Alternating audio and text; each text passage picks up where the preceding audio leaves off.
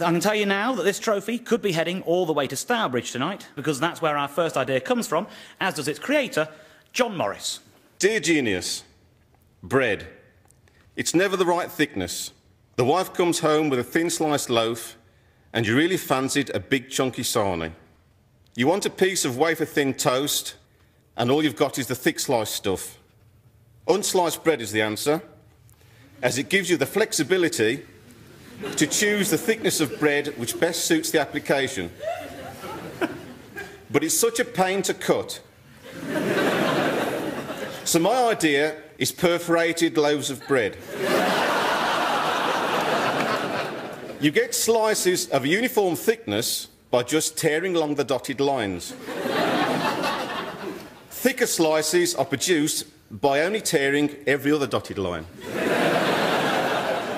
Thank you, John. If this is indeed genius, then not only is that a good thing, if it goes into production, it's going to reset the benchmark for inventors.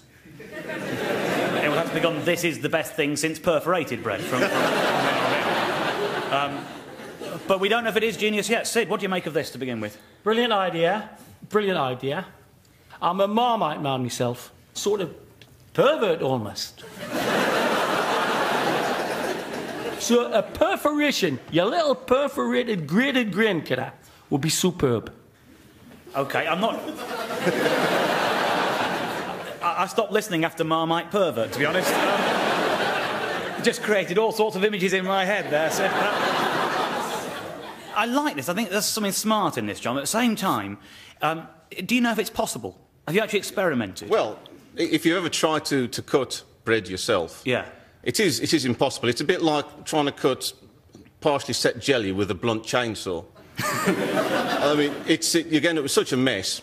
Then, perhaps if I gave an example, a couple of weeks ago I fancied some cheese on toast, and so I cut myself 3 wedges of bread, and as I put them under the grill, the thick end instantly burst into flames.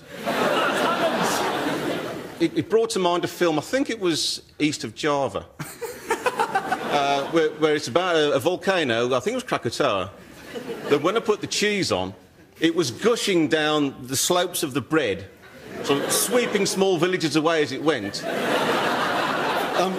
By the time I'd pulled the bread out and there's flames and smoke pouring out the top, all I got left was a pool of molten, bubbling yellow lava in the bottom of the pan, and 3 wedges of bread, which varied from charcoal black to bread white and every shade of brown in between. Well, we've tried to see if we can make perforated bread, because we're not sure. Bread is a lot of air in bread. I mean, it's already perforated all the way through it, in a way. So you're trying to perforate perforations to get... Yeah, with modern laser technology, it's not impossible. Well, we haven't got modern laser technology. What we have got is some bread and a skewer. Now, I went through earlier, skewering all the way through this loaf of bread, just a couple of times, see if I can make slices, and we haven't tried to pull the bread off yet. So I just wanted to see if it was remotely possible. So here's my first go. Actually, that is surprisingly effective. And you see... Nobody told me I was coming on tomorrow as well. That is 2 passable slices of bread. I'll tell you what I would like is pita bread with a little zip in. A little kind of pita pencil case to keep your mini pitas in. Gotta have a Cornish pasty with Velcro.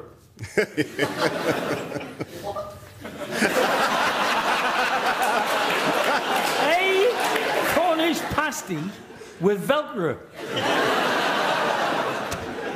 Where did we get this lot from, Dave? I don't know, but it was Velcro where you lost them.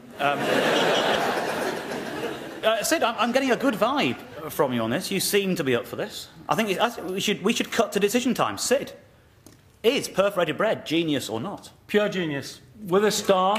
Mr. Nobel, send the prize. Thank you. There you go.